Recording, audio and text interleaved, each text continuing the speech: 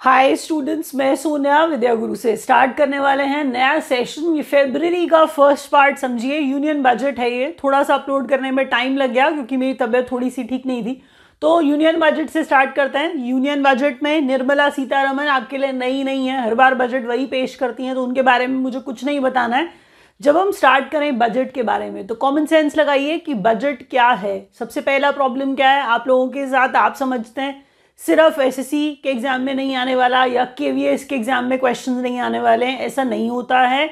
ये बजट में से जो भी इंपॉर्टेंट अनाउंसमेंट्स हैं ये through out the year revise भी होती रहती हैं और आपको बता दूं एग्जाम में क्वेश्चंस के तौर पे हर बार पूछी जाती है। इसलिए आप सबका ये मिथ है, कॉमन मिथ है कि सिर्फ बैंक के पेपर में बजट आएगा। ऐसा बिल्कुल नहीं है, बजट आपके एग्जाम में भी आएगा। जो भी कंपेटिटिव एग्जाम आप देने वाले हैं सुन लीजिए, एसएससी है, बैंक है, DSSB है, केवीएस है, सब में आएगा। व्यूज़ बहुत ज़्यादा नहीं होते हैं तो मुझे भी कोई मोटिवेशन खास नहीं मिलता है वीडियो बनाने का, बहुत जल्दी करने का, सच बताऊं तो आपको। लेकिन जितने भी व्यूअर्स हैं, जो भी बच्चे हैं जो देख रहे हैं, ये सुन लीजिए कि एग्जाम में क्वेश्चन यहीं से आएंगे। फालतू का कुछ मत पढ़िए, सारा पूरा दिन बजट पे वेस्ट कर रहे हैं। ये इंपॉर्टेंट पॉइंटर्स हैं, ऑलमोस्ट सारे वही हैं जो एग्जाम में आएंगे। हर बार ऐसा होता है, आप लोग पहले फीडबैक भी बहुत सारे बच्चे देते थे, तो फीडबैक दिया करिए जब भी एग्जाम देके आते हैं। स्टार्ट करते हैं बजट का सेशन। ये हिंदी मीडियम का सेशन है, कहीं आपको इंग्लिश मीडियम का सेशन देखना था, that English medium session is also there in the playlist, you can go and watch that session.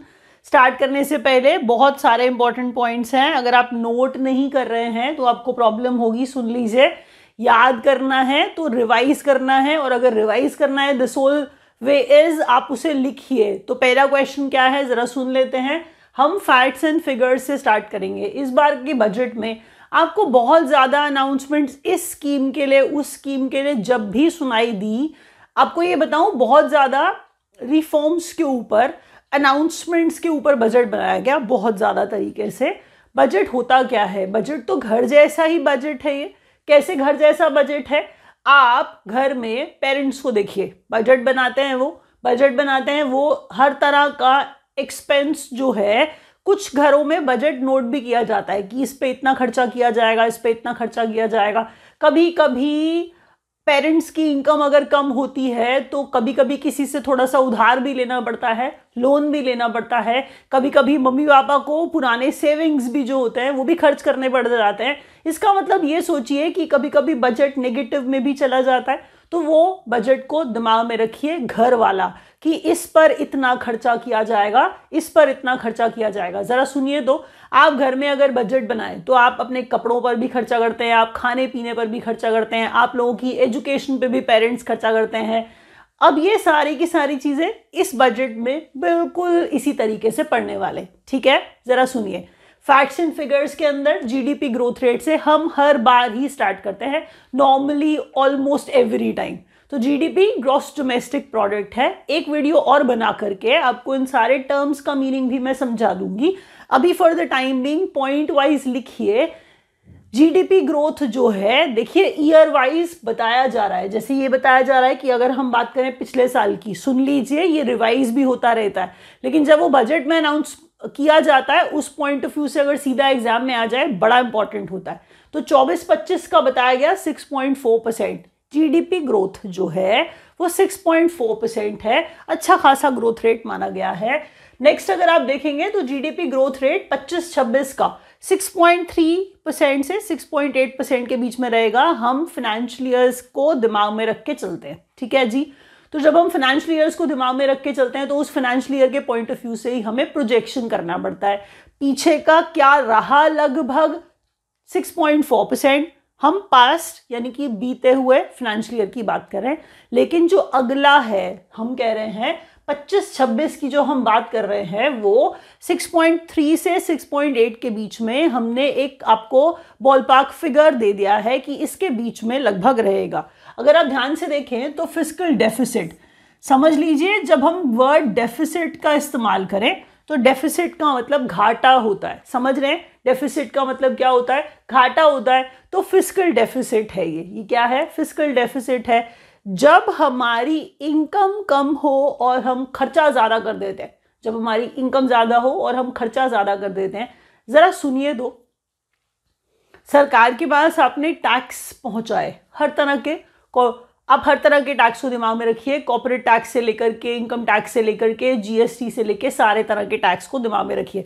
यहाँ से अगर सरकार पैसा कमाए, लेकिन अगर आप लोगों को सरकार किसी चीज़ में सब्सिडी देती है, अगर सरकार आपको किसी भी तरह की पेंशन देती है, इसका मतलब यह है अगर कमाती है तो खर्चा भी करना पड़ता है, अगर कमाए कम और खर्चा करना पड़े ज़्यादा तो घाटा। समझ रहे हैं?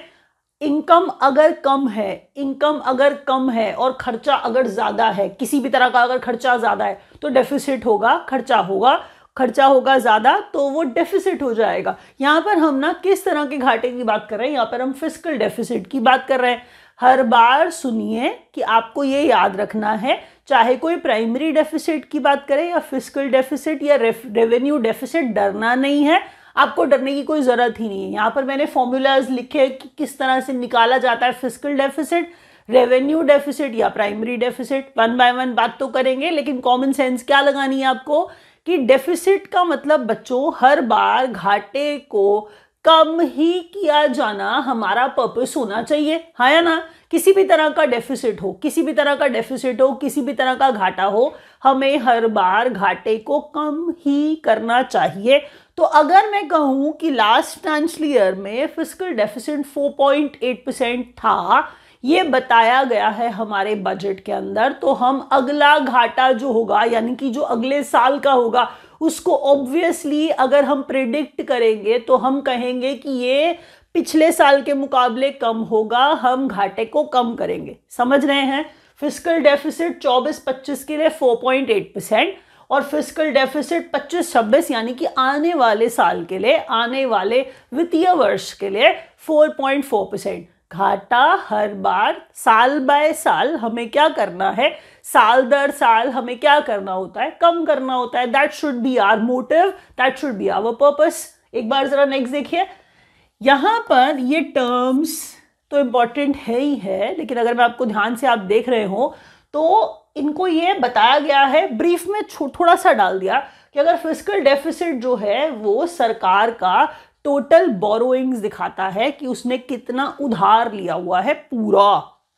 तो रिक्वायरमेंट, बोरोइंग रिक्वायरमेंट हम कह रहे हैं ये गवर्नमेंट का जितना भी बोरोइंग रिक्वायरमेंट है सारा का सारा वो दिखाता है।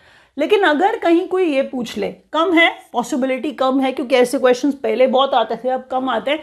सिर्फ आपकी नॉलेज के लिए ये वाला पॉइंट कि फिस्कल डेफिसिट क्या है। फिस्कल डेफिसिट रेवेन्यू रिसीट्स का मतलब रिसीविंग है, जहां पर पैसा रिसीव किया जा रहा है, तो रेवेन्यू रिसीव किया जा रहा है जहां पे रेवेन्यू रिसीट्स है। इनके अंदर हम नॉन डेट कैपिटल रिसीट्स को जोड़े, इसके अंदर हम नॉन डेट कैपिटल रिसीट को जोड़े और उसमें से हम घटा दें पूरा का पूरा खर्चा, टोटल एक्सपेंडिचर, तो निकल के आ जाता है हमारे पास फिस्कल डेफिसिट। फिर बोल रही हूं सिर्फ आपकी नॉलेज के लिए, मोटी बात तो मैंने आपको बताई दी कि फिस्कल डेफिसिट जो होता है वो सरकार की टोटल बोरोइंग रिक्वायरमेंट्स को दिखाता है, टोटल बोरोइंग रिक्वायरमेंट्स को दिखाने वाला फिस्कल डेफिसिट होता है। ठीक है, एक बार रिवाइज करते हैं तेजी के साथ। 6.4% ये हमारा जीडीपी, तो हम जीडीपी हर बार बढ़ाने की कोशिश करेंगे क्योंकि ये तो हर तरह से, हर सोर्स से आया हुआ हमारे पास, हमारी इनकम को दिखाता हुआ हमारा आंकड़ा जीडीपी क्या है, ग्रॉस डोमेस्टिक प्रोडक्ट है। 6.4% लास्ट के लिए था, अब अगले के लिए हम ट्राई कर रहे हैं ज़्यादा, तो 6.3 से 6.8% के बीच में नेक्स्ट फाइनेंशियल ईयर के लिए। घाटा कम करते हैं ना, तो पिछले साल 4.8%, तो इस बार क्या है 4.4%। फिस्कल डेफिसिट क्या दिखाता है, total borrowing requirements of the government. अच्छा, अब देखिए फैक्ट्स एंड फिगर के अंदर छोटी बात करते हैं, रेवेन्यू डेफिसिट दिखाया गया है, तो डेफिसिट मैंने क्या बोला था, हर बार कम कर रहा है, तो रेवेन्यू डेफिसिट जो है लास्ट फाइनेंशियल ईयर के लिए 1.9% बताया जा रहा है। और नेक्स्ट जो यानी कि अभी जो फाइनेंशियल ईयर चल रहा है, मैं नेक्स्ट बोलूं का मतलब होता है इस पुराने वाले से नेक्स्ट, समझ रहे हैं, तो जो पीछे चला गया और अब जो चल रहा है, तो जो अब जो चल रहा है उसके लिए 1.5% का प्रेडिक्शन है। हम यहाँ पर रेवेन्यू डेफिसिट की बात कर रहे हैं। आंकड़े बहुत इंपॉर्टेंट है, इधर उधर की कहानियां मत सुनिए। कोई ये बताए कि सीतारमन ने इतनी बार बजट पेश किया है, ये ऐसी वित्त मंत्री हैं और वो सब कुछ, ये सबको पता है। एग्जाम में आएंगे सीधे सीधे आंकड़े, एग्जाम में आएगा सीधा सीधा डेटा, तो सुन लीजिए हमने कहा 1.3% प्राइमरी डेफिसिट था पीछे वाले साल का, जो साल चल रहा है उसके लिए 0.8% का टारगेट किया जा रहा है, क्योंकि क्या कहा था मैंने, जो घाटा रहा उस घाटे को कम करने की कोशिश करेंगे हम हर साल, साल दर साल। अगला देखिए, इसमें आपको बता रहा है कि प्राइमरी डेफिसिट और रेवेन्यू डेफिसिट क्या होता है। ठीक है, तो प्राइमरी डेफिसिट के अंदर कहता है फिस्कल डेफिसिट को लीजिए, इसमें से हर तरह की जो इंटरेस्ट पेमेंट सरकार कर रही है, सपोज करिए लोन लिया हुआ है, सरकार अपने घाटे पूरे करने के लिए क्या करेगी, लोन ले लेगी। तो कह रहा है किसी भी तरह की इंटरेस्ट पेमेंट अगर सरकार को करनी पड़ रही है उसे फिस्कल पेमेंट में से घटा दीजिए, तो आपके साथ प्राइमरी डेफिसिट पहुंच जाएगा आपके पास। रेवेन्यू डेफिसिट पकड़िए, रेवेन्यू डेफिसिट के लिए आप कह रहे हैं रेवेन्यू एक्सपेंडिचर को, रिसीट को लीजिए, इसमें से खर्चा घटा दीजिए। सिंपल सिंपल, रेवेन्यू रिसीट्स पकड़िए, इसमें से रेवेन्यू एक्सपेंडिचर घटा दीजिए, रेवेन्यू डेफिसिट आ जाता है। क्वेश्चन इंपॉर्टेंट है, ध्यान से सुन लो, रिवीजन के टाइम और एक्टिव हो जाया करो। रेवेन्यू डेफिसिट 1.9% पीछे साल का, बीते साल का, अभी करंट वाला 1.5% का टारगेट है। अब कह रहे हैं 1.3% बीते साल का प्राइमरी डेफिसिट, 0.8% करंट का टारगेट है। प्राइमरी डेफिसिट के अंदर हम फिस्कल डेफिसिट में से इंटरेस्ट पेमेंट्स घटा देते हैं तो प्राइमरी डेफिसिट आ जाता है। रेवेन्यू डेफिसिट का मतलब रेवेन्यू रिसीट्स लीजिए, उसके बाद रेवेन्यू एक्सपेंडिचर उसमें से घटा दीजिए, आपके पास आ गया रेवेन्यू डेफिसिट। रेवेन्यू घाटा आपके हाथ में निकल के आ गया। तो इसमें तो रेवेन्यू वर्ड भी है, याद करना आसान हो जाएगा, पिक्चर लगाई है। अगर देखना चाहें, ध्यान देना चाहें तो फिस्कल डेफिसिट 4.4, ये करंट वाले के लिए प्रेडिक्शन दी है, ये बहुत ज्यादा क्लियर नहीं है, आपको दिख नहीं रहा होगा। रेवेन्यू रिसीट है 0.8% और प्राइमरी डेफिसिट है वही जो मैंने यहां लिखा है, देखिए वही सारा का सारा आपको यहां पर लिखा हुआ मिल जाएगा। उसका कोई बहुत ज्यादा फायदा नहीं है, वो सिर्फ अच्छा लगने के लिए लगाई थी पिक्चर। अब आपको बता दूं, वीडियो अच्छा लग रहा हो, अगर समझ में आ रहा हो तो प्लीज याद कर लीजिए और लाइक जरूर कर दीजिए, क्योंकि लाइक करेंगे मोटिवेशन मुझे मिलेगा। शेयर करिए इस वीडियो को अपने फ्रेंड्स के साथ जो भी किसी तरह के कंपेटिटिव एग्जाम की तैयारी कर रहे हैं। चैनल अगर आप सब्सक्राइब नहीं कर रहे हैं तो नुकसान ये होगा, आपको पता ही नहीं चलेगा, आप आएंगे देख के चले जाएंगे, नया वीडियो आ जाएगा एग्जाम रेलेवेंट, आप देख नहीं पाएंगे। तो सब्सक्राइब करिए, नोटिफिकेशन आए उसके लिए बेल आइकॉन प्रेस करिए। ठीक है, आगे बढ़ते हैं नेक्स्ट क्वेश्चन पे, जरा देखिए। हर कोई अपने अलग तरीके से बजट पढ़ाता है। पॉइंटर्स की फॉर्म में ऐसा हो सकता है कि आप ज्यादा पॉइंट्स कवर कर लेंगे, विश्वास करिए, इससे ना सीधा एग्जाम में आने के लिए क्वेश्चंस मिल जाएंगे, कहानी में से खुद ढूंढ के निकालना नहीं पड़ेगा। तो ये है एग्रीकल्चर। अच्छा, ये क्या कर रहे हैं हम लोग, तो सरकार ने 4 इंजन्स बताए और बोला कि पहला इंजन एग्रीकल्चर है। देखिए एमएसएमई की भी बात की, सबकी बात करी है, लेकिन जो 4 मेजर इंजन बताए हैं सरकार ने उसमें से पहला एग्रीकल्चर है। कृषि को, खेती को महत्व देते हुए, इंपॉर्टेंस देते हुए, तो फर्स्ट इंजन ऑफ डेवलपमेंट क्या है, एग्रीकल्चर। सबसे ज्यादा पॉपुलर ये हुई जा रही है स्कीम, जिसके अंदर किसानों को लोन भी देने की बात की जाएगी, बड़ी सारी और बातें की जाएंगी। पहले 2 मिनट ये देखो, कहता है पीएम धन धान्य कृषि योजना है। पीएम धन धान्य कृषि योजना है ये। तो इसमें किया क्या जा रहा है, देखिए सब कुछ दिमाग में रखिए, लेकिन ना ये धन धान्य कृषि योजना जो है 100 डिस्ट्रिक्ट्स को कवर करेगी। इंपॉर्टेंट पार्ट ये था। अब अगर मैं कुछ लोन की बात करने लगूं तो मैंने इसके लिए ना एक पॉइंट और पीछे लिखा है जो मैं आपको अभी इसके साथ जोड़ करके पढ़ाऊंगी। अभी सिर्फ इतना याद रखिए कि पीएम धन धान्य कृषि योजना है, क्या ये किसानों के लिए फेयर प्राइसेस की बात कर रहा है कि आप इन्हें ठीक से जो एमएसपी पे जो सामान होता है, जो भी इनका प्रोड्यूस होता है उसे खरीदे, क्या ये फेयर प्राइस की बात कर रही है स्कीम, उसके बारे में बात करेंगे। तो ये सिर्फ अभी इतना याद करना है कि ये 100 डिस्ट्रिक्ट्स में लगाई जाएगी। कौन सी स्कीम, पीएम धन धान्य कृषि योजना। तो किसानों के लिए ऑब्वियसली, क्योंकि कृषि योजना है। Developing agriculture agricultural districts programme, यहाँ पर एग्रीकल्चरल डिस्ट्रिक्ट प्रोग्राम को डेवलप किया जा रहा है, ये बात की जा रही है एक्चुअल में। अगर आप पढ़ें तो यहाँ पे मीनिंग साथ में लिख दिया गया है। 6 ईयर मिशन फॉर आत्मनिर्भरता इन पल्सेस। अब तूर दाल हम पूरे तरीके से खुद उगा लेंगे या कुछ भी ऐसा, तो पल्सेस की बात, दालों की बात की जा रही है। तो लेंटिल्स या फिर पल्सेस की जब हम बात करें तो कह रहे हैं कि 6 साल के अंदर मिशन ये है कि हम आत्मनिर्भरता दिखाएंगे दालों के अंदर। 5 साल का मिशन है कॉटन प्रोडक्शन के लिए। अब यहाँ पर बच्चों को लगता है कि ये तो जनरल कहानी घड़ती जा रही है। देखिए, अनाउंसमेंट्स बेस्ड बजट था, मैं नई कहानी घड़ रही हूँ। एग्जाम में क्वेश्चन ईयर्स पे भी आ जाएगा।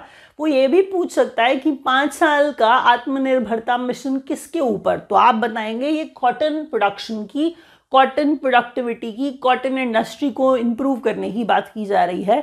तो आत्मनिर्भरता पल्सेस में 6 साल, 5 साल का मिशन कॉटन प्रोडक्टिविटी में। मखाना बोर्ड सेट करेंगे, तो जी हाँ जी, मखाना आप सही समझ रहे हैं, वही फॉक्सनट, वही मखाना जो आप, जिसकी बात आप समझ रहे हैं सही बिहार में बनाया जाएगा। तो बिहार के लिए इस बार बड़े सारे अनाउंसमेंट्स आपको अटपटे भी लगे होंगे, लेकिन सुन लीजिए हम क्या कर सकते हैं उसमें। तो यूरिया प्लांट है नामरूप असम में लगाया, ठीक है, लगाएंगे। तो असम के लिए क्या अनाउंसमेंट थी कि नामरूप एक जगह है असम के अंदर, वहाँ पर एक यूरिया प्लांट लगाया जाएगा। तो जगह आपसे पूछी जाएगी कि यूरिया प्लांट कहाँ पे, तो हम कहेंगे नामरूप असम में, बजट में जिसके अंदर डिक्लेरेशन किया गया था, ठीक है। अगला क्वेश्चन में एनहांस क्रेडिट थ्रू। अब ये ना, अगर आप देखें, मतलब आपने देखा कि हम बात कर रहे हैं यही किसान योजना की ही हम बात कर रहे हैं। तो enhance credit card through KCC loan limit under modified interest subvention scheme height to 5 lakh. पता है, देखिए इसमें क्या होगा, आपको जब पढ़ाया जाएगा तो आप पुराना याद करते रह जाएंगे, कहाँ से कहाँ तक लोन लिमिट बढ़ाई गई है, आपको उससे कुछ लेना देना नहीं है। एग्जाम में हमेशा पुराना याद करके खिचड़ी पक जाती है, हमेशा वो याद करिए जो अनाउंस करके अभी नया चल रहा है। अगर आपको किसान क्रेडिट कार्ड में केसीसी वो है, किसान क्रेडिट कार्ड है, सुनिए, किसी भी तरह का जब अनाउंसमेंट सरकार कर रही है यहाँ पर, अभी जब भी आपको मैं बता दूँ सुनने में आता है तो सिर्फ लोन ही बट रहे होते हैं। तो हर किसी को हर तरह का बस लोन ही दिया जा रहा होता है। तो ये किसान क्रेडिट कार्ड है, इसमें अब अगर किसान को लोन लेना है तो लिमिट बढ़ा के 5 लाख तक कर दी गई है। मैं आपको देसी में ये बता रही थी, ज़रा सुन लीजिए एक बार और। कह रहा है पीएम धन धान्य कृषि योजना है, 100 डिस्ट्रिक्ट्स के अंदर एग्रीकल्चर डिस्ट्रिक्ट प्रोग्राम जो है, इसे एग्रीकल्चर डिस्ट्रिक्ट्स डेवलप किए जाएंगे, ये किया जा रहा है। 100 डिस्ट्रिक्ट्स का इम्प्रूवमेंट है, 100 स्मार्ट सिटीज जैसा। तो 6 साल मिशन फॉर आत्मनिर्भरता पल्सेस में और 5 साल मिशन कॉटन प्रोडक्टिविटी में। बिहार की बात करें तो मखाना बोर्ड बनाएंगे, यूरिया प्लांट असम नामरूप में लगाएंगे, और कह रहा है कि क्रेडिट कार्ड, किसान क्रेडिट कार्ड जो है उसकी लोन लिमिट बढ़ाई गई है, 5 लाख कर दी गई है। इंपॉर्टेंट यहाँ पर बात वो नहीं थी, इंपॉर्टेंट बात ये थी अंडर इंटरेस्ट सबवेंशन स्कीम। अब ये सबवेंशन स्कीम किसी भी तरह की हो तो आपको इंटरेस्ट में जो छूट दी जा रही होती है, ये उनकी बात करती हुई सबवेंशन स्कीम्स है। तो कह रहा है under modified interest subvention scheme के तहत 5 लाख लोन मिल जाएगा, तक का लोन मिल जाएगा। इसके लिए लिमिट को हाइक किया गया है, समझ रहे हैं। अगला क्वेश्चन देखिए, एमएसएमई दूसरा इंजन ऑफ डेवलपमेंट है। लगभग हम चारों के अंदर सारे ही कवर कर लेंगे। तो एमएसएमई दूसरा स्तंभ जो है हमारे विकास का। तो विकास बड़ा इंपॉर्टेंट वर्ड है, हमारे देश में आजकल बड़ा चलता रहता है। तो आप भी सुनिए, मैं भी विकास विकास बोलूंगी। तो मैं कह रही हूं कि दूसरे नंबर का जो स्तंभ है विकास का वो है MSME, micro small medium enterprises है ये। तो माइक्रो स्मॉल मीडियम एंटरप्राइजेस है ये, national institute of food technology entrepreneurship and management to come up in Bihar. कहा था ना मैंने आपको, बिहार में बहुत कुछ मिलेगा आपको। तो बिहार में बहुत कुछ मिलेगा। ये क्वेश्चन याद रखिए कि जो national institute of food technology entrepreneurship in management, ये बिजनेस वाली बात, entrepreneurship, that's how we pronounce the word. हम कह रहे हैं national institute of food and technology entrepreneurship and management, ये आएगा, कहाँ बनाया जाएगा, बिहार में बनाया जाएगा। ये एमएसएमई को डेवलप करना है ना, तो क्या करना है, अगर एमएसएमई आएगी तो जॉब अपॉर्चुनिटीज बढ़ेंगी ना, तो जॉब देनी है ना लोगों को, तो उसके लिए एमएसएमई का डिक्लेरेशन नहीं है। फिर कह रहा है customise credit cards with 5 lakh limit for micro enterprises registered on Udyam portal. पहले ये सुनिए कि पहले हमने किसानों को लोन देने की बात की थी, ठीक है, पीछे आप किसान क्रेडिट कार्ड सुन रहे थे ना।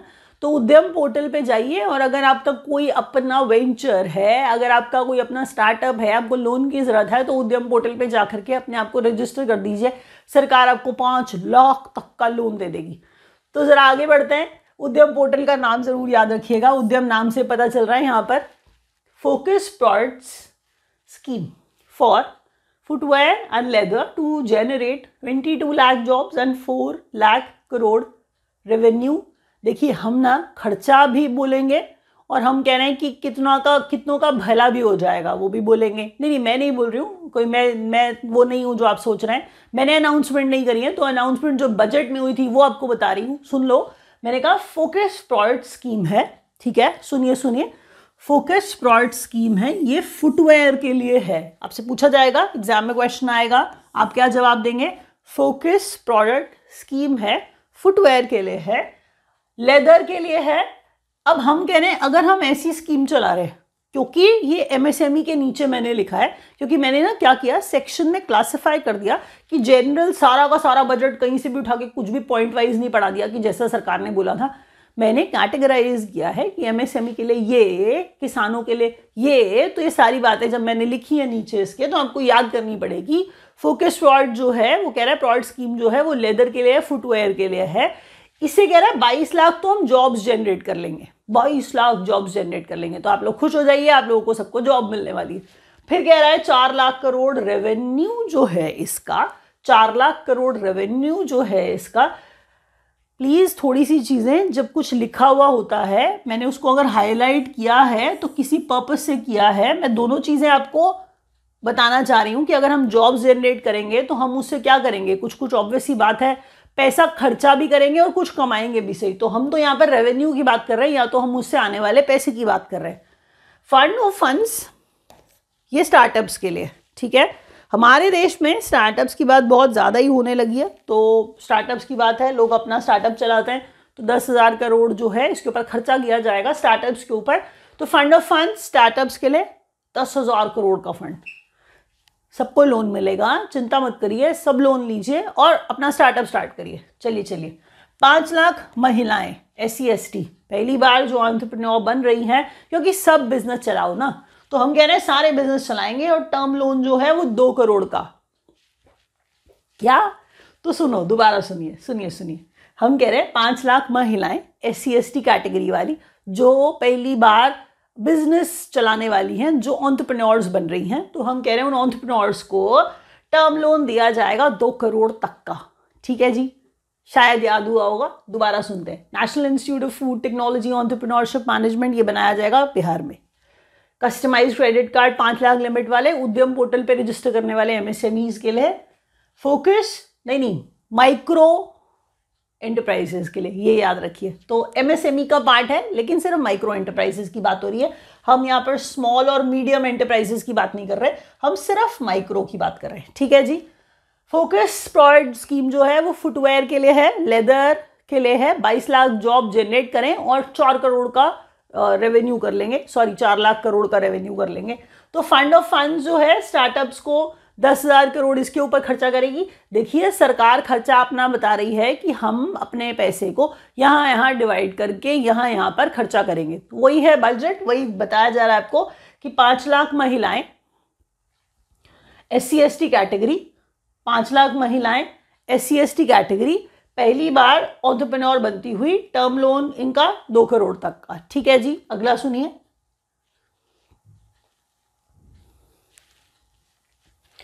अब तीसरा इन्वेस्टमेंट है, तीसरा डेवलपमेंट का हमारा यहाँ पर इंजन है, वो इन्वेस्टमेंट है। तो देखिए अगर हमने बात करी कृषि की,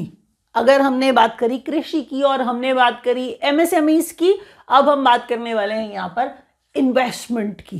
तो हम इन्वेस्टमेंट करेंगे, उसके लिए पैसे तो दो। थर्ड इंजन है डेवलपमेंट का। तो इंजन थर्ड इंजन डेवलपमेंट का।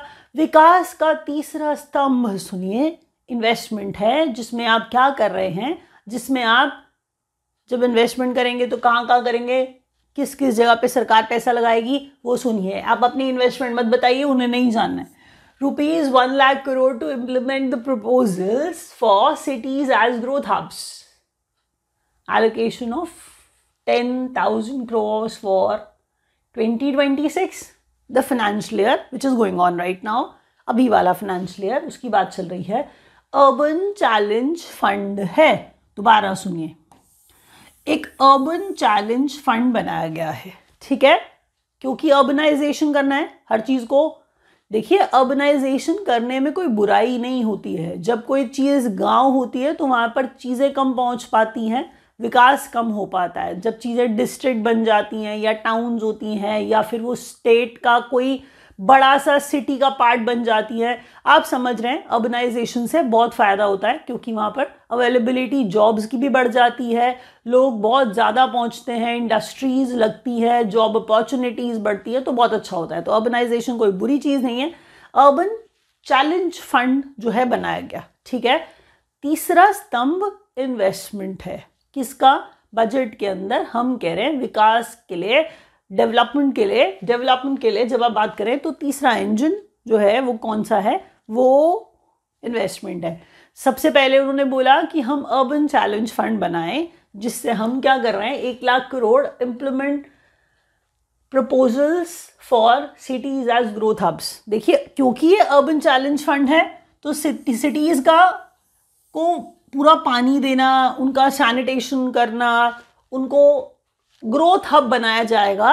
इन टोटालिटी हम ये कहना चाह रहे हैं कि वो ग्रोथ हब बनाया जाए, सिटीज एज ग्रोथ हब, चाहे वो वाटर हो, चाहे वो सैनिटेशन हो, सब चीज़ें दिमाग में रखी जा रही है, चाहे वो इंफ्रास्ट्रक्चर हो, सब चीज़ें दिमाग में रखी जा रही हैं। तो मोटी बात, 25-26 का टारगेट, 10 लाख करोड़ का एलोकेशन। इस पहले सुनिए, शायद हो सकता है आपको यहाँ कंफ्यूजन हो जाए कि टोटल तो 1 लाख करोड़ बोला है, हम खर्चा करेंगे इसके ऊपर, लेकिन बोल रहा है 25-26 के लिए हमने 10,000 करोड़ का एलोकेशन किया है। तो उसमें से इस बार वाले साल का पार्ट जो है, पूरे में से आपको इस साल का जो पार्ट है वो मैंने आपको बताया अर्बन चैलेंज फंड में। दोनों बातें लिखी है, अर्बन चैलेंज फंड टोटल भी लिखी है और इस साल का एलोकेशन भी लिखी है, अलग से लिखी है, ध्यान से लिखिए। 50,000 अटल टिंकरिंग लैब्स खोली जाएगी, स्कूल्स के अंदर खोलेंगे तो पढ़ाई करवानी है बच्चों को, तो बच्चों को पढ़ना ज़रूरी होता है, तो अटल टिंकरिंग लैब खोलेंगे 50,000। तो टू बी इस्टेब्लिश, देखिए स्किल्स सिखाने हैं बच्चों को, तो अटल टिंकरिंग लैब्स खोलिए, to be establish in government school in the next 5 years। ठीक है, ठीक है, ये लिखा मैंने। A scheme to provide UPI linked credit cards with ₹30,000 limit to PM Svanidhi. देखिए, वैसे तो ये स्ट्रीट वेंडर्स वाली स्कीम है, ठीक है, SV स्ट्रीट वेंडर्स है कि प्रधानमंत्री स्ट्रीट वेंडर्स।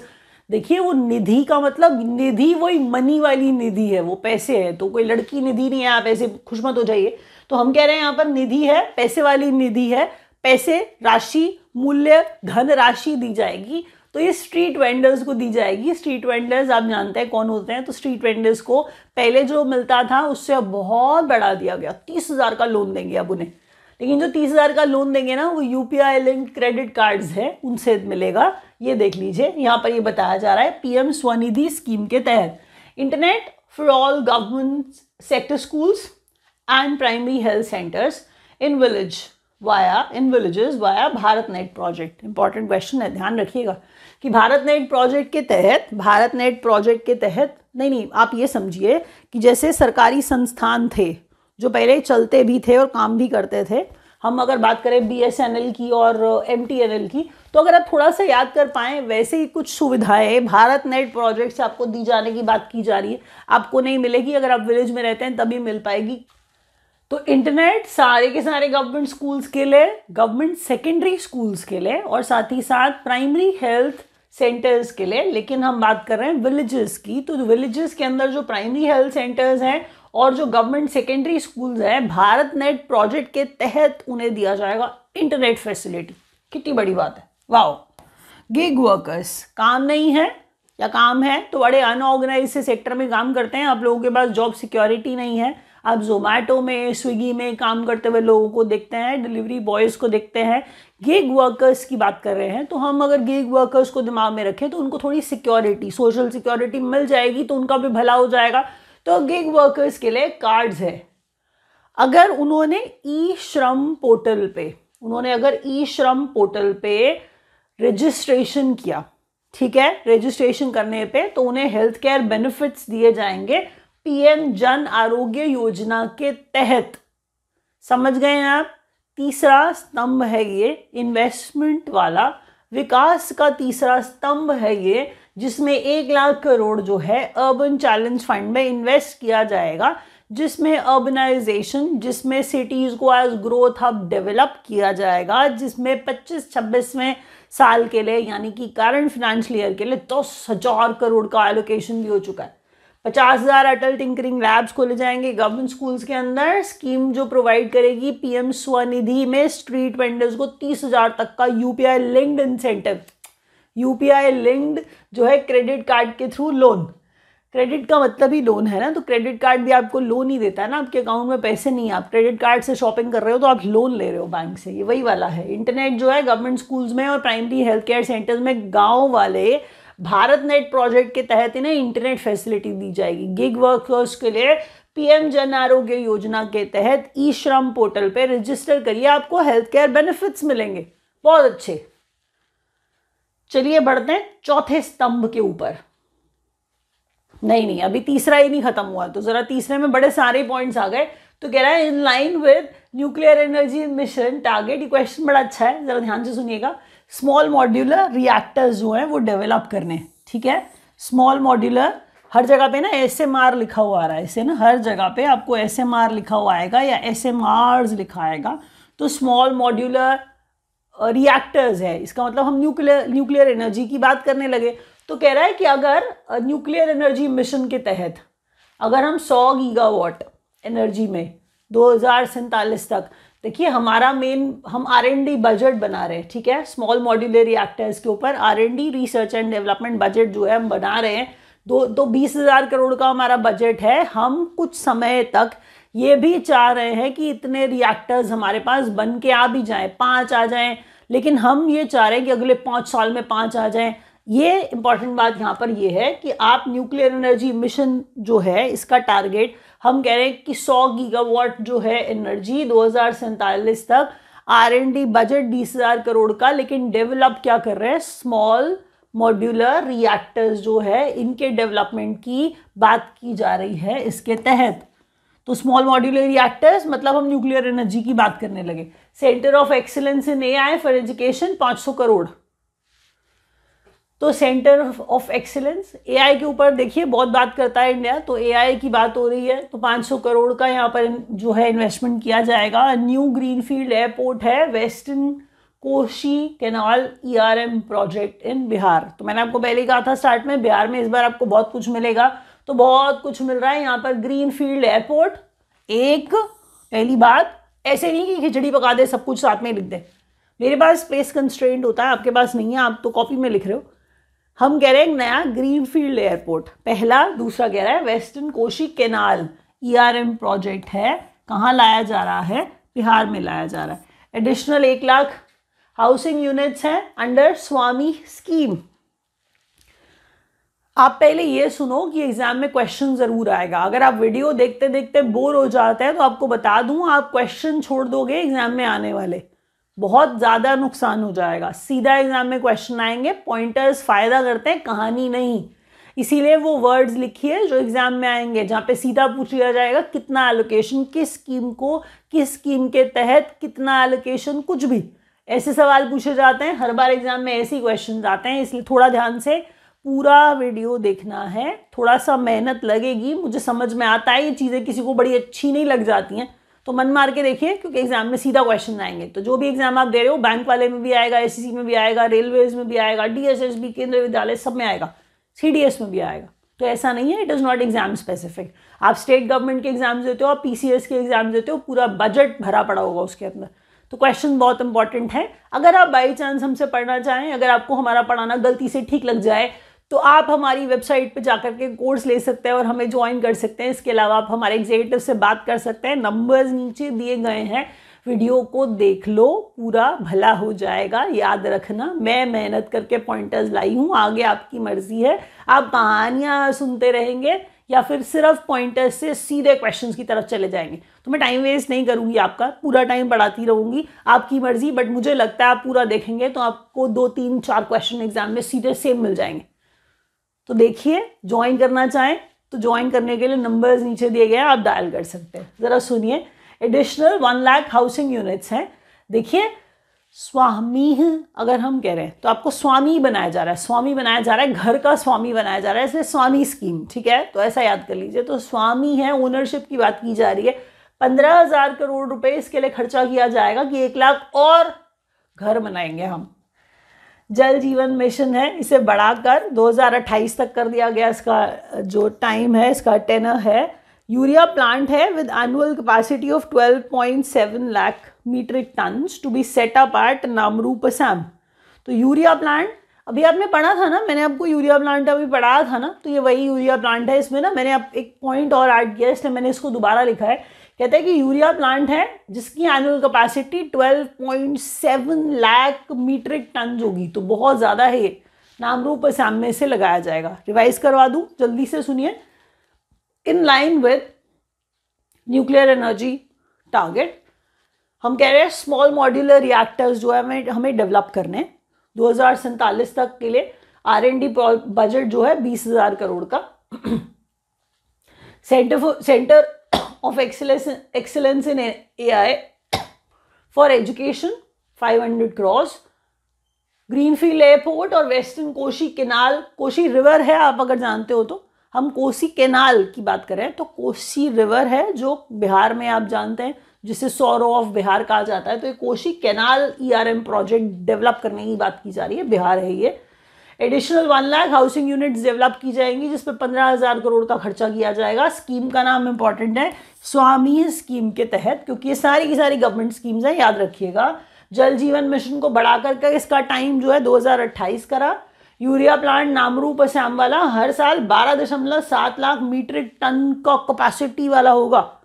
बड़ी बात है। चलिए अब देखते हैं असली में चौथा स्तंभ जो एक्सपोर्ट्स है, जब हम सामान बाहर बेचते हैं। देखिए, हम बहुत सारी चीज़ें खरीदते भी हैं और बहुत सारी चीज़ें बेचते भी हैं, लेकिन आपको बताऊं यहाँ पर सिर्फ एक्सपोर्ट्स की बात की जा रही है कि हम ज़्यादा से ज़्यादा बना के बेचेंगे। तो एक्सपोर्ट्स में पॉइंटर्स कम है। कहता है कि विकास का चौथा स्तंभ एक्सपोर्ट्स, जिसमें कह रहा है कि जो बाहर भेज रहे हैं वो वाली बात। अगर आप फॉरेन डायरेक्ट इन्वेस्टमेंट लिमिट जो है, अगर आप कह रहे हैं उसे इंश्योरेंस में एनहांस कर दें। मजे की बात सुनिएगा जरा, इस लिमिट को पहले भी बढ़ाया गया था। अगर इंश्योरेंस सेक्टर के अंदर कोई विदेशी या फिर कोई विदेशी ऑर्गेनाइजेशन इन्वेस्ट करना चाहे इंश्योरेंस सेक्टर के अंदर, तो इंश्योरेंस सेक्टर में पहले मैक्सिमम लिमिट जो होती थी बाहर वालों के लिए 74% की थी। 74% का इन्वेस्टमेंट कर सकते थे वो, अब वो 100% का इन्वेस्टमेंट कर सकते हैं। लिमिट को बढ़ा दिया गया। ये बात 74 वाली बिल्कुल बेकार है, उसे देखिए भी मत। कह रहा है FDI limit, foreign direct investment जो है, इसकी लिमिट इंश्योरेंस के अंदर बढ़ा करके 100% कर दी गई है। पैसे लगा दो पूरे के पूरे बाहर वालों। A bill to decriminalize over 100 provisions। अब कुछ अच्छे बच्चे मैसेज पे मैसेज करेंगे, क्या वो प्रोविजंस नहीं पढ़ा सकती थी? तो आपको बता दूं, 100 प्रोविजंस पढ़ेंगे तो आप और मैं दोनों बिल्कुल पढ़ना ही छोड़ देंगे, पक जाएंगे, आप एग्जाम में नहीं आएंगे, कोई नहीं पूछने वाला है।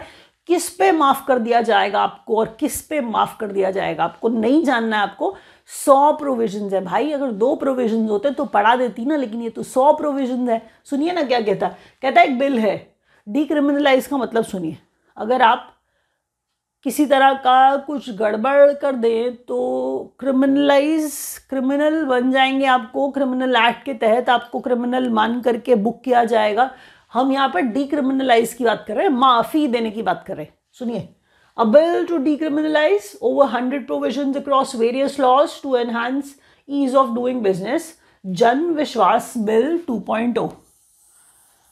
पहले तो ये जन विश्वास बिल जो है, जिसका दूसरा एडिशन प्रस्तुत किया जा रहा है आपके सामने, तो वो कह रहा है उसके तहत आप अगर बिजनेस करते हैं लेकिन आप कुछ गड़बड़ टाइप कर रहे थे तो आपको क्रिमिनल का मतलब तमगा दे करके आपको पहले आपके अगेंस्ट एक्शन लिया जाता था। तो ईज ऑफ डूइंग बिजनेस को बढ़ावा देने के लिए आपको 100 प्रोविजन से डीक्रिमिनलाइज कर दिया गया है, मतलब उनके तहत अब आपको बुक नहीं किया जाएगा, वो क्रिमिनल एक्टिविटीज नहीं होंगी, ताकि आसानी से आप बिजनेस कर पाए। तो ये जन विश्वास बिल है, उसके तहत किया जाएगा।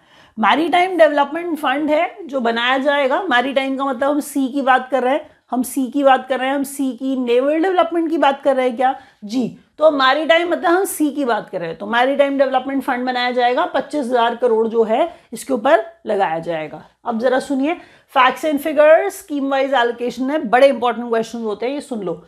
तो मनरेगा, देखिए कुछ कुछ स्कीम्स में तो एलोकेशन उतना ही है, ना कुछ बढ़ाया ना घटाया, तो लेकिन फिर भी हो सकता है वो कुछ पूछ ले, तो कुछ कुछ ऐसे ही लिख दिया है।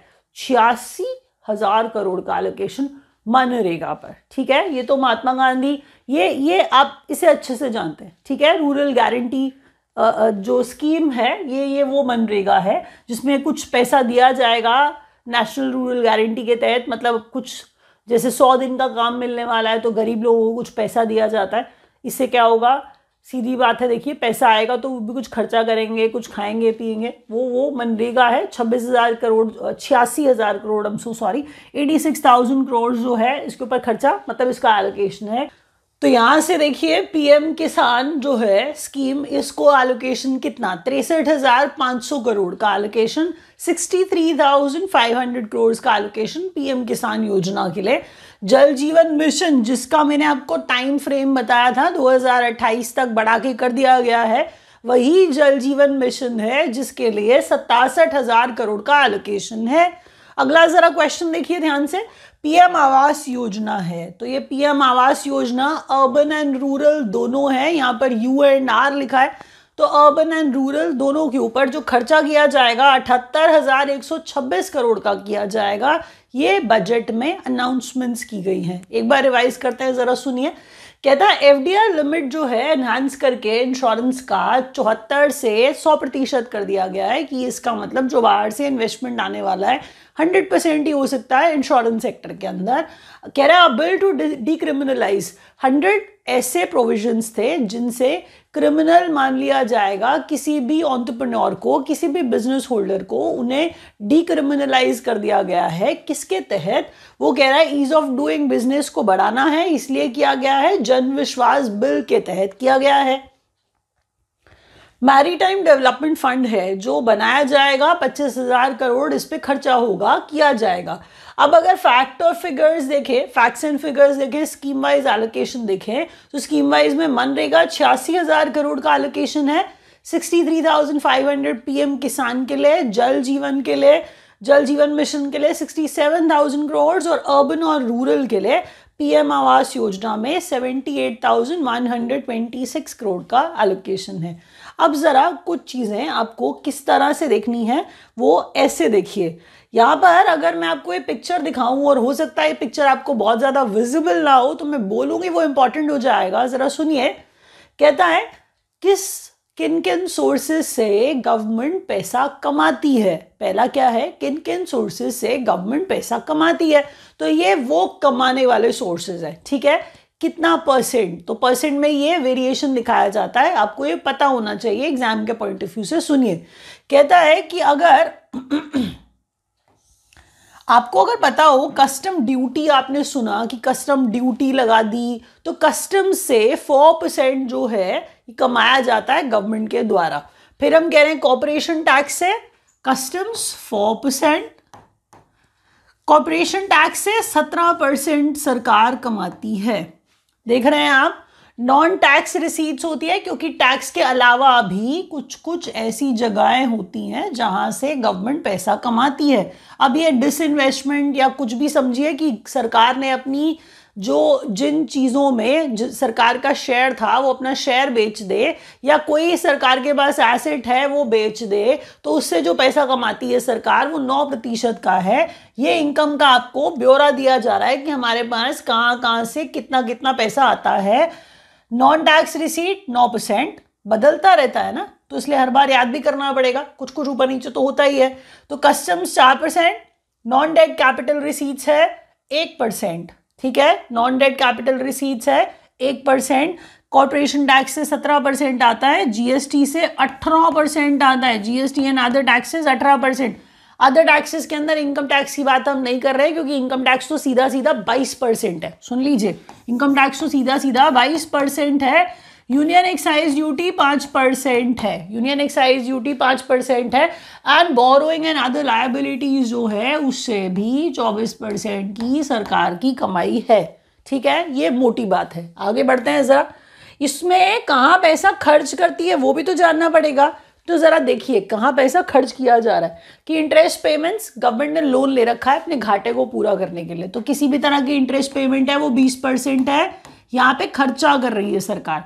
सेंट्रली स्पॉन्सर्ड स्कीम्स है, अब कोई स्कीम है जिसका बेनिफिट आपको मिल रहा है तो 8% उस पर खर्चा करेगी सरकार।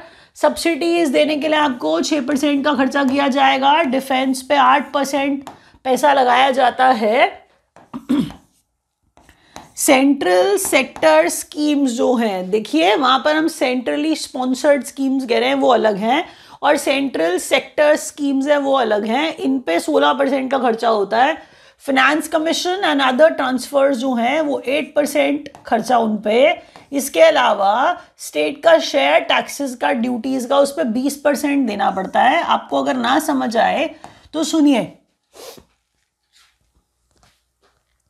आप किसी रेस्टोरेंट में खाने गए, आपने वहां पर देखा CGST और SGST, देखा ना, तो एक स्टेट का शेयर है और एक सेंट्रल गवर्नमेंट का शेयर है, लेकिन आपने तो टोटल मिला के पे किया ना। तो जब सेंट्रल गवर्नमेंट के पास वो पैसा पहुंचाया जाता है तो उसमें से सेंट्रल गवर्नमेंट को स्टेट गवर्नमेंट्स को पैसा वापस भी तो करना पड़ता है। तो वो आपको बता रहा है कि जो स्टेट का शेयर होता है किसी भी टैक्स के अंदर, किसी भी ड्यूटी के अंदर, वो 20% उस पर सरकार लगाती है। अब अदर एक्सपेंडिचर 9% है, लेकिन पेंशन 4% है। ये इंपॉर्टेंट है, याद रखिएगा। पेंशन का शेयर कितना है? 4% है। हर चीज आपको याद रखनी पड़ेगी परसेंट के पॉइंट ऑफ व्यू से, कि अगर हम इसे 100% मानते हैं, हम कह रहे हैं इसके अंदर जो इंपॉर्टेंट फैक्टर्स है जिसके अंदर सरकार बड़े बड़े खर्चे करती है, वो वाले हैं ये। अगला देखिए जरा। अगर आपको ये लिखना है तो वीडियो को यहाँ पर रोकिए और लिखिए, क्योंकि ये इंपॉर्टेंट चीजें हैं, आपको पता होनी चाहिए। अगला क्वेश्चन, यूनियन बजट कितने साइज का? तो टोटल रिसीट्स जो है अदर देन बोरोइंग्स, ये एज इट इज गवर्नमेंट का बजट जैसे बताया गया वैसे आपको बताया जा रहा है कि यूनियन बजट जिसके अंदर आप इंक्लूड नहीं कर रहे हैं उनकी बोरोइंग्स को, तो total receipts other than borrowings. उधार की बात नहीं, उधार को निकाल दीजिए, सिर्फ रिसीविंग की बात करिए। हम कह रहे हैं 34.96 लाख करोड़, 34.96 लाख करोड़ का टोटल बजट, ठीक है जी, जिसके अंदर हम कह रहे हैं total receipts other than borrowings गिन रहे हैं। खर्चा देखें, एक्सपेंडिचर देखें, व्यय देखें तो 50.65 लाख करोड़ का एक्सपेंडिचर किया जाएगा। अगर बजट उतना है और एक्सपेंडिचर ज़्यादा है तो घाटा होगा ना, वही बात समझा रही थी मैं आपको। कैपिटल एक्सपेंडिचर जो है 11.21 लाख करोड़, कैपिटल एक्सपेंडिचर जो है, आपको देखिए बहुत तरीके से डिविएशन, बहुत तरीके से आई शुड से वेरिएशन बताए जाएंगे कि यहाँ इतना लगाएंगे, वहाँ उतना लगाएंगे। अब यहाँ पर अगर मैं ये बोलने लगूँ कि डिफेंस को इतना पैसा दिया जाएगा, रेलवेज को इतना दिया जाएगा, एग्रीकल्चर को इतना दिया जाएगा, तो भी हम उसकी बात भी करेंगे। जरा सुनिए, कैपिटल एक्सपेंडिचर जो है 11.21 लाख करोड़, 3.1% ऑफ GDP है। परसेंटेज याद रखना बड़ा इंपॉर्टेंट होता है, अमाउंट तो रखिए ही रखिए। अभी हम बात सिर्फ करंट फाइनेंशियल ईयर की बात कर रहे हैं हम। अब ये समझिए ना, आप अगर बात करने लग जाएं किसी भी साल की, ठीक है, तो आप क्या आंकड़ा दिखा रहे हैं? जो साल में अगर सरकार आ जाए इलेक्शन के बाद, तो बजट एक बनाया जाता है जो टेंटेटिव बजट होता है कि सरकार आएगी तो इतना इतना खर्चा करेगी। ये इलेक्शन के समय भी ऐसा ही किया जाता है, लेकिन अभी तो खैर चल रही है तो ऑब्वियसली बात है आपको वो साल बाय साल जो भी बजट बनाया जाएगा, जो जो प्रेजेंट किया जाएगा, उसमें जो जो वेरिएशन आएगा, एग्जाम में सीधा सीधा पूछा जाता है। 11.21 लाख करोड़ कैपिटल एक्सपेंडिचर है जो जीडीपी का 3.1% होता है, ये याद रखिएगा। ग्रॉस मार्केट बोरोइंग्स है 14.82 लाख करोड़ की। नेट टैक्स रिसीट्स है, अब ये रिसीविंग है, टैक्स से आप कितना पैसा रिसीव किया है आपने, तो 28.37 लाख करोड़ की रिसीविंग है ये। देखिए एक चीज यहां पर, मार्केट से कितना पैसा टोटल सरकार ने उठा रखा है, ग्रॉस मार्केट बोरोइंग्स है ये, तो वो आपको लिखा हुआ दिया गया है यहाँ पे। टैक्स से कितना पैसा कमाया और कैपिटल रिसीट से कितना, तो 16 लाख करोड़। ठीक है, इसको एक बार और थोड़ा सा बेहतर बनाने के लिए एलोकेशन वाइज एक बार जरा देखिए कि बजट में एलोकेशन जब किया गया तो यहाँ पर अगर यहाँ ना भी देख पाए, इसमें नहीं भी दिखे, तो यहाँ पर मेन चीजें लिख दी गई हैं, शायद आपको इसमें समझ में आ जाएगा कि यूनियन बजट एग्रीकल्चर के लिए 1.38 लाख करोड़, ठीक है, रेलवेज को 2.55 लाख करोड़, रोड, अब ये रोड ट्रांसपोर्ट एंड हाईवेज है, इसको एलोकेशन 2.87 लाख करोड़ का है, डिफेंस को 6.8 लाख करोड़ का है। पेंशन निकालेंगे तो कुछ अलग फिगर आएगा। अगर आपको ने कुछ कहीं से बजट पड़ा है तो जरा बताइए ना, पेंशन निकाल के कितना, डिफेंस वाले जो आर्मी पर्सनल है उनको पेंशन दी जाती है, तो पेंशन निकाल के बजट अलग बनता है, जरा वो बताइए ना कितना है। अब अगर चेक कर पाए तो जरा चेक करके बताइए मुझे। ये क्वेश्चन का आंसर मैं आपसे उम्मीद कर रही हूँ, कहाँ से वीडियो देख रहे हैं वो कमेंट बॉक्स में लिख करके बताइए, अपनी जगह जहाँ पर रहते हैं, तो मुझे अच्छा लगेगा आपसे ये जान करके कि आप कहाँ रहते हैं, वो बताएंगे आप। तो एजुकेशन 1.28 लाख करोड़ खर्चा किया जाएगा, सुन लीजिए, एग्रीकल्चर पे 1.38 लाख करोड़ का खर्चा, रेलवेज पे 2.55 लाख करोड़ का खर्चा, रोड ट्रांसपोर्ट एंड हाईवेज पे 2.87 लाख करोड़ का खर्चा। वही मोटी चीजें यहाँ पर लिखी गई हैं, आप देखिए एजुकेशन जो है 1.28 लाख करोड़ यहाँ भी दिख रहा है, एग्री जो है 1.38 लाख करोड़ यहाँ भी दिख रहा है। एजुकेशन, डिफेंस सब इंपॉर्टेंट है। तो मैं उम्मीद कर रही हूँ आप लोगों को बजट का सेशन थोड़ा सा समझ में आया होगा, पॉइंटर्स आपने बना लिए होंगे। आप हमारा टेलीग्राम का चैनल ज्वाइन करिए, वहां पर हम पॉइंटर्स देते हैं, बहुत सारे करंट अफेयर्स डिस्कस करते हैं, बहुत सारे वर्ड्स, बहुत सारे एरर्स, बहुत सारे पैसेजेस, बहुत सारे मैथ्स के सवाल, बहुत सारे रीजनिंग के सवाल आपको हमारे टेलीग्राम के चैनल पर मिलेंगे, तो ज्वाइन कर सकते हैं आप। डिस्क्रिप्शन में आपको लिंक दिया जाता है। अभी आपने इतना देखा, thank you so much for watching.